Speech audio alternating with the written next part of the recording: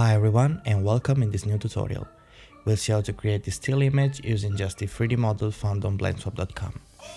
First of all, add an hashtag frame driver to the Y rotation on the delta transfer of the wheel. Copy-paste the driver to the other wheels to have them spin automatically. Add a camera and on the HDRi Maker 2.0 panel, click on Add on this Autumn Road projected HDRi. Adjust the dome rotation and then position your car. Now add a couple of keyframes on the car position to have it actually move so that the motion blur can give us a nice trail.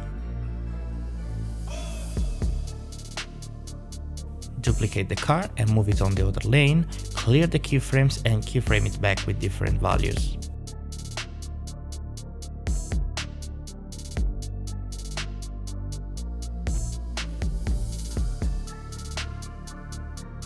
Set up some ambient occlusion.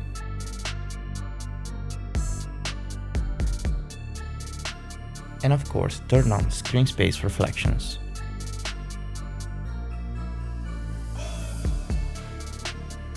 Now simply add an orange bloom to warm up our scene.